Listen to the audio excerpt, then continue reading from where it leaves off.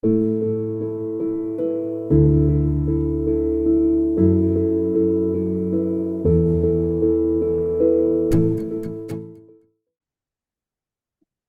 So welcome everyone, and thank you so much for being here today. This is exciting to have a little bit of a live session together to explore the Global Workplace Burnout Study, the survey of which has just commenced.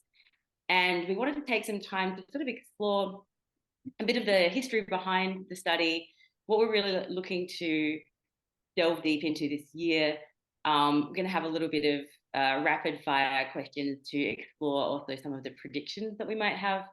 And of course, any questions that you have, if you just want to pop them in the chat at any time, and I will put them to these two people with whom I'm speaking today. That is our lead researcher, Dr. John Chan, and Amanda Severian, both of whom are based in Sydney.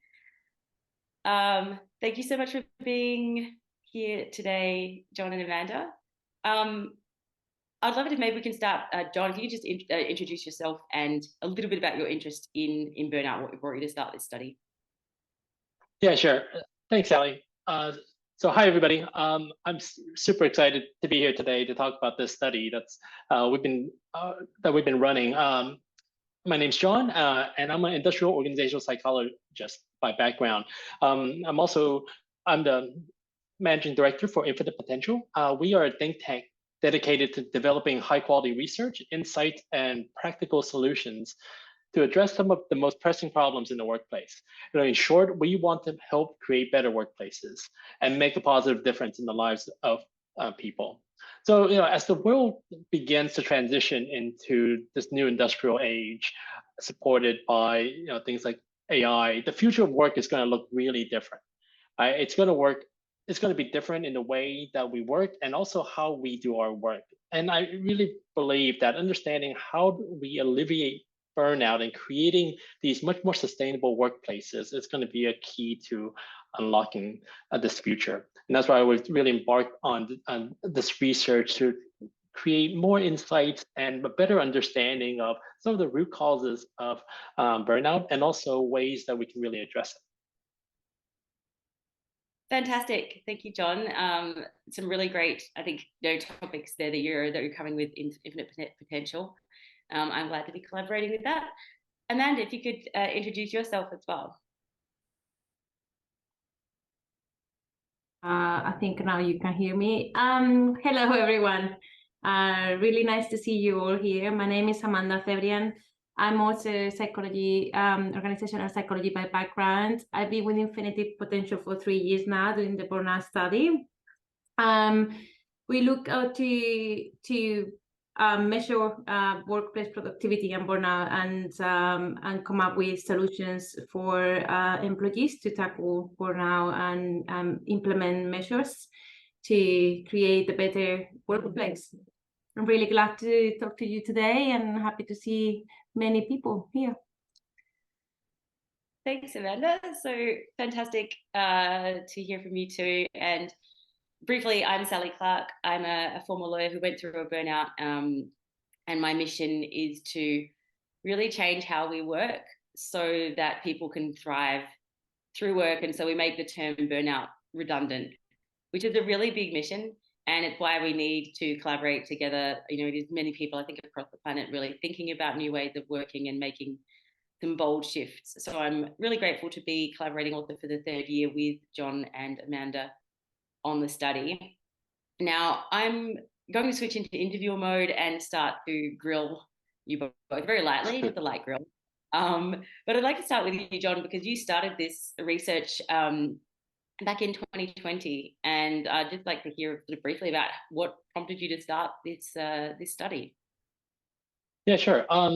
Like you mentioned, the Global Workplace Burnout Study kind of started in 2020, right in the middle of during the COVID pandemic.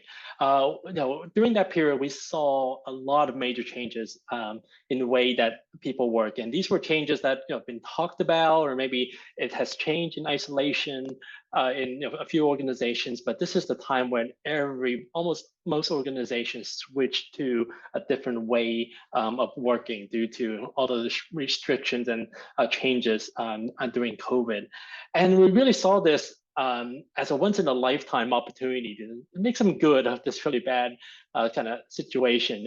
In this global event where most of the organizations across the world were having to make changes, and that type of event doesn't really generally happens once in a lifetime. And we really want to use this opportunity to measure how these major changes change the way that we work. All these changes in the way that people work affected their levels of burnout. Now, this study has really helped us generate a lot of new data and insights that are now sort of helping leaders and organizations rethink more about burnout and the actions they need to take to alleviate this problem. But one of the things that we're also really interested in, and we have been interested in this prior to even COVID, is we wanted to create a way of measuring burnout that focused a lot more on the organizational environment rather than a focus on individuals. There are a lot of really good burnout measures out there, but they're much more on the clinically based about analyzing if a person or diagnosing if a person has burnout or not. What we wanted to do, and from our specialty from the workplace, is to create one that organizations can use to not diagnose the people within the organization, but the organization themselves, to know that what areas within the organization is causing these managed stressors that are causing burnout within their people. So having that difference in focus, we thought is really important, because as long as the diagnostic is focused on the individuals, the solutions are going to be focused on individuals, and we know what really works, and the root causes are actually more about those organizational structures and cultures. So we wanted diagnostic tools that can help us drive that conversation. And so we started the process of developing those skills and then creating the study to both validate and get the data to really support the work that we're doing. Amazing. Thank you, John. It's a really interesting background to give, I think, for all of us to understand more contextually what the study is really aiming to do and how it's very different to a lot of what's out there. Amanda, if you'd like to share what drawn you to become involved in this study in particular and to continue for 3 years now. Yeah, sure. I think at the time was very innovative. I didn't see much about burnout, even though that the burnout concept was around for a while, and there were not much done about it. And it was very interesting to see the perspective from organizational from the organizational side rather than the individual, and seeing that in organizations we keep putting measures to or initiative for employees to prevent burnout or alleviate burnout somehow. They don't work, like wellness app or yoga classes and so on, and we're still having high turnover of people, and it was really an interesting point of view to see that really what we're doing is not what we should, is not working. And it's not working because it's the wrong perspective to track burnout. That's why I started, and that's the reason why I stayed. Amazing. Thank you, Amanda. And I think, what you both discussed is really sort of underscores my own sort of draw to be involved in the research, and that is having been through my burnout and then writing about burnout. I think I had the assumption that burnout was something that was a sign of weakness on the part of the individual. If we just do enough resilience training, that people will be able to withstand sort of whatever level of chronic stress they're exposed to. And my research and writing the books just very quickly surfaced the insight that burnout is never the individual's fault, and that there are causes, there are an array of causes, some of them of which sort of internalized to the individual, but most of them are primarily fairly systemic. And to really shine a light on that and start to make those systemic changes was really has become part of my passion, and I think is what I really love about being involved in this particular study, is that focus and that really empowering leaders with the insights and information they need to start to drive some of these changes that actually have impact on people's well-being and burnout levels at work.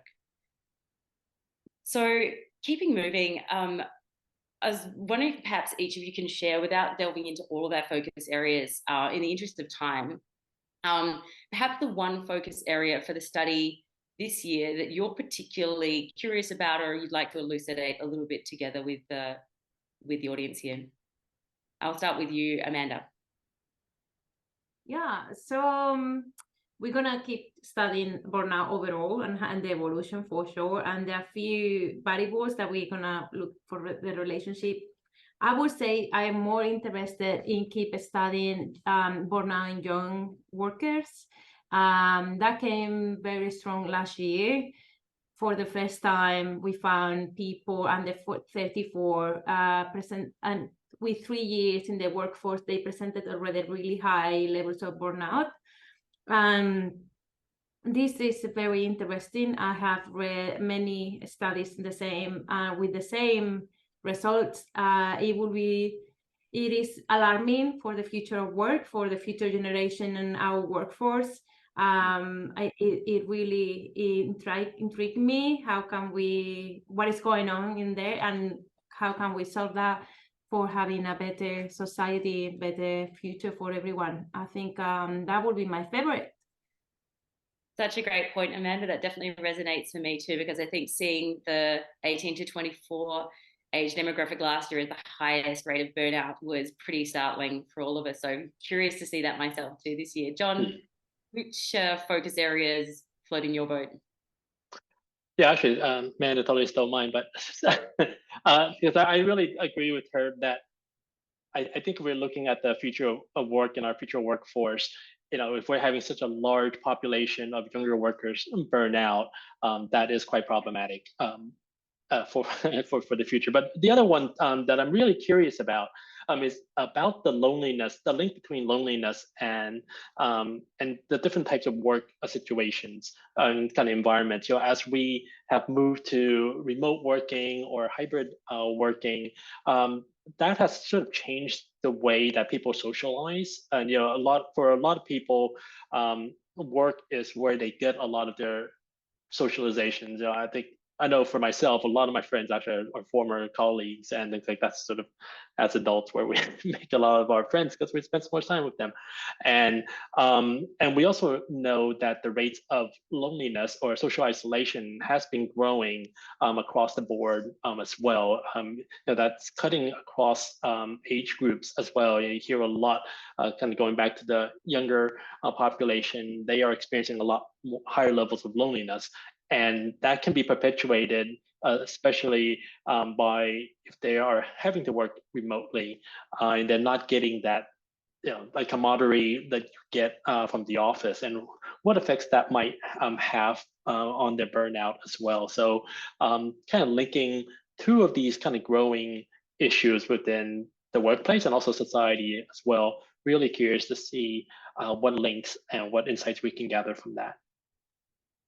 Yeah, fascinating. I think those are two incredibly interesting areas that we'll be able to sort of surface some really interesting findings on this year. And I think for me, the having a look again at the correlation between remote work and hybrid work and the rate of burnout will be interesting to see again. Of course, we looked at that last year, and it'll just be, I think, very interesting to see where that's tracking this year. Mm-hmm. Of course, our collaboration this year with Work Time Reduction Centre for Excellence, sort of looking at whether, for the companies that are taking the bold step of really reframing how they work through the lens of a 4-day week or a 9-day fortnight, or sort of other modalities of reduced, structurally reduced working hours for full pay, whether we're seeing sort of differences in terms of level of burnout there.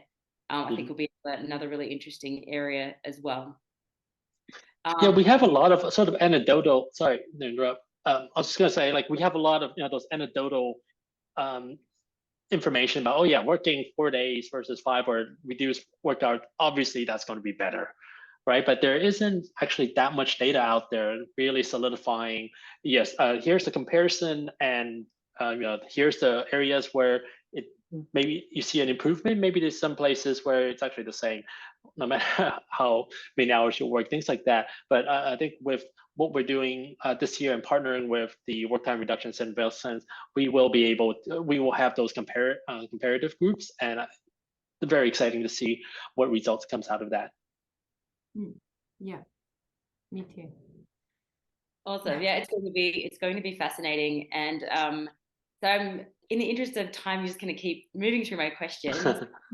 I'd love to just hear, I know we've touched a little bit on it, on sort of why this particular research is so important. And I'd kind of like to hear from both of you. And sorry, I didn't really share this question in advance, but I think sort of what kind of message you'd like to give to leaders who might be listening now, or anyone who's really sort of wanting to support the study and ensure that we really have a great data set. What steps can they take to sort of spread the word? What can they be doing to support the impact of the study this year? One of the things we really want to do with our research really is to elevate sort of the awareness about the prevalence and impact of burnout. So we know this is a growing issue that's really cutting across every group there is, and the effects of that. The effects of burnout really is quite devastating, not just for the individual, but also for the organization, and I would argue for society in general.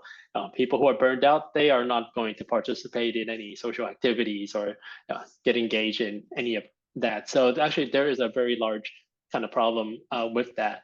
And I mean, I think one thing I want leaders to know in terms of sort of raising the awareness is that there seems to be sort of this nonstop flow of new jargon that seems to come out every other week about work.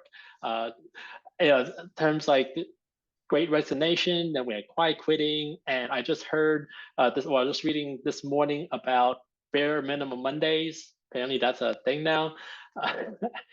All of those things, at the root of all of those things is people trying to alleviate burnout, right? They're trying different ways to reduce the amount of stress they have within their life. So it's actually all the same thing, and they just keep calling it different things, and we just kind of keep getting distracted by terms rather than really focusing on the root causes and having a conversation about what actually needs to be done. What are these structural things we need to do? I think that's the one thing I would love that our research to do, and if we're able to sort of elevate that awareness, we can help leaders kind of prioritize this work, because they know if we want to do these other things, for example, raise productivity, increase the innovation, things like that, this is the root thing that we need to alleviate first so that those things can happen. Awesome insight. Thank you for sharing, John. Is there anything you'd like to add, Amanda, in terms of what message you'd like to see leaders taking today? Yeah, I think John said it quite well, but I think some leaders, they kind of avoid the conversation, having the conversation, just making this more natural and being able to speak up and say how you feel today, and not having to perceive that you cannot share how you're feeling or how stressed you are, or with your manager or your leader, because afraid of not being understanding or just the shame of it. I think just the basic, like being able to have a conversation with your team about how you're feeling today, how you and basic things like anxiety or depression as well, like very basic conversation. I think it will be a good step. Yeah, I think that's such an important point to make, Amanda, that it really does start with leaders. We see a lot of the research showing that driving a lot of the change really, we need to see that kind of shift so that people are able to not just suppress it and then have their frustration or their resentment or their stress manifest in things like, or was it low-key Monday, whatever that was. That's a fascinating term. Quiet quitting, all these other things. What was it, John? It was, what? Oh no, bare minimum Monday. Bare minimum Monday, okie doke. Yeah, no, I think this is, there's so many things that need to change, and the thing that starts change is, of course, conversation. So thank you both for sharing that. Now, before we shift to our question and answers, we've had a couple of great questions already come in. I'm just going to ask a few questions, one word answer, if possible, to both John and Amanda. In terms of predictions for this year's study, first question is, will the global rate of burnout, last year it was 38.1%, this year, will it be higher or lower, Amanda? Higher. John? I'm sure. Yeah, I think it'll be slightly higher for maybe one more year, and then I think it'll plateau. Intriguing. Prediction as to the most burnt out age groups. So we've got the 18 to 24, 25 to 34, 35 to 44, 45 to 54, and then 55 plus. Which age group do you think will be most burnt out this year? I hope I'm wrong, but I'm guessing the 25 to 34. Okay. I think we're gonna see high level of burnout across everyone below 55. I think I got the feeling that after COVID, everyone thought that it was going to change, and nothing has changed much. And I think everyone gonna say they're feeling burnout. That's my. I think that's a salient observation for Amanda, that there was some sort of expectation and that simply hasn't manifested, and or simmering. Will reduced working hours, so as I mentioned before, companies that have shifted to a 4-day work week or a 9-day fortnight at full pay, so the whole company has made that shift, will that have an impact? Will that reduce the rate of burnout? Yes or no, John? I think for the population that we are doing research on, the answer is yes, because they have done, I know the organizations that we're partnering with who have done this, they have done so much work. Some, had done 18 months of work preparing their organization to do this. And I think they are in a really good place. My fear has always been, and the reason why I'm kind of on the fence, and I'd love to do more research on this, is the organizations who will just say, yeah, we're going to go to 4 days now, you're on your own. That kind of thing. I think that's where big stresses will cause. But for this, for your question for this year, yes. Awesome. Amanda? Yeah, I think and I hope yes is the answer. And I hope otherwise we won't have many resources. So kind of it needs to work. Some change need to work. So for me, I hope it's yes. Excellent. Yeah, I have a very, very deep passion for the shift to reduced working hours for full pay. So I too am very much hopeful that will be the finding. And final, not quite rapid fire, but we're doing our best. Will we see a link between burnout and loneliness? So will we see a correlation between people in burnout also experiencing loneliness or isolation? Amanda? Well, I think it will be. The reason is because one of the alleviations of burnout in the workplace is being social and having a kind of group of friends or network support. So my feeling is that we're gonna see a correlation between loneliness and isolation and burnout. Great. And John, and if anyone does have any questions, if you just want to pop those in the chat while we throw to John for his response. Loneliness, burnout, what do you think? Yes, I'll keep it short. I do have a lot of reasons why I do think these are two concepts that are quite interconnected. If we kind of think about how work used to be and how the way we work, and just the rate of loneliness and the way that we've changed the structures of work, I think there's definitely going to be some correlation between the two. Great. Yep. Very curious to see that, finding myself too. Now I've had a couple of questions come in from Warwick. Had the question, their thoughts into the relationship between the prevalence of burnout and career stage. Now we touched on a little bit about those sort of age demographics. What have we seen in sort of over the years so far in terms of stage of career and rate of burnout? What we saw, especially during the COVID period, in terms of stage of career, those middle managers, so managers of managers, they were the group that was most impacted by burnout because they were getting a lot of pressure from both sides. From the top, they were being pushed to still hit their numbers or still hit all of these objectives.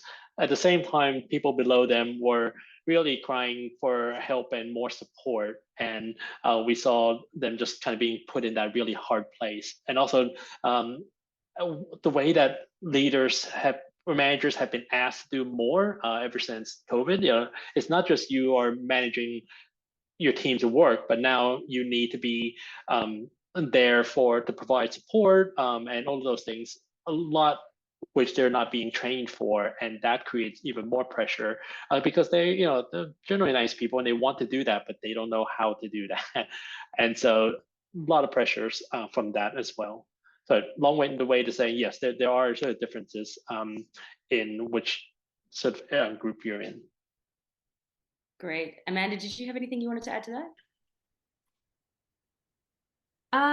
Not much, but yeah, in terms of where in the age group and career, I think there is we saw consistent in middle management burnout. It seems that they have pressure from the top and pressure from the bottom. It's kind of sandwich effect, and that's very consistent every year. So yeah, that is what I want to add. Yeah, and I think that's a salient point as well, that pressure from sort of both sides can really be two directional chronic stress in the workplace. Another question which I might field briefly, which is, does burnout show up differently for the age group in their early 20s versus 40s? And thanks for the question. This is something we don't really address in this study because that's more of a sort of a manifestation of burnout at the individual level, and we're, as John elucidated earlier, we're sort of looking more at the organizational, almost cultural issues that are giving rise to burnout taking place in an organization sort of in the first place. So that's not something that our data actually shows. There is quite a lot of research around this, so I really encourage you to look out there because it's out there and it is very, very interesting. I'm afraid I don't think our study sort of speaks to that particular point. I'm not sure if John and Amanda, if you have anything to add. I'll just add one quick thing. What we have seen, not in the burnout study, but from other sort of studies about major stressors, but then for individuals, for those 20-year-olds, especially within the last kind of 5 years, that financial stress has really jumped up for them that are not being felt by the older generations who generally have a little bit more of a buffer in that, with all of this kind of rapid increases in inflation, things like that, that is really hurting and affecting those in the early 20s a lot more than the older generations. And so that it's just one of the factors, that's, we've been kind of calling that kind of poly crisis, where there's just more and more of these major crises that's just wearing down people. And then that makes them much more likely to, it's kind of like your body, when your immune system is quite low, you're much more likely to catch a cold. Yeah, that's a very salient point. Thanks, John. Amanda, do you have anything you'd like to add? No, not really. I think John explained it really well.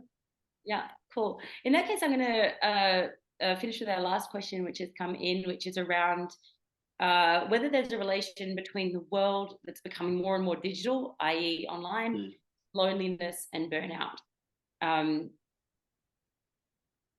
Who'd like to jump in first? This is a very interesting question. So this is part of the study this year. This is one of the things that we will see. What do you think, John? Is there a relation between more digital and loneliness and burnout? Yeah, I definitely think so, but for different reasons. So what we've seen in terms of the digital part and burnout, the digital world has made us a lot more connected, and the negative of that is that we're always connected. And without what we're finding in organizations, without very good framed work in terms of ways of working, you see people answering emails at all times of the day. You just hear this ping all the time. That digital connectedness has added a lot to the stresses that people have. And on the other hand, a lot of other research on sort of this digital connection making people less connected, especially within the younger population. How connected they are to the world, yet they feel quite lonely. And so I think the answer is definitely yes, but for the reasons might be a little bit different on why it affects loneliness and why it affects burnout. That's a really interesting question. Yeah, sorry. Yeah. Go ahead. No. Snap. I think we're agreeing, Amanda. It's a fascinating question. I think it's going to be actually one of the bigger questions that leaders will face, not just today, but into the future of work, is really thinking very carefully about the impact of digitalization and smart ways of harnessing the technology that is available to us, so that it enhances work life rather than diminishing well-being. Thank you everyone for your questions. I've popped the survey into the chat. If you'd like to click on it and fill it in. We do encourage everyone, even if you're not feeling burnt out, to fill it in, to share it, and to be a part of this important research. Any final thoughts from you, Amanda? Final thoughts. I would like to see a lot of participation this year. So please share with your network and your friends, your family, your kids if you have, your colleague from work.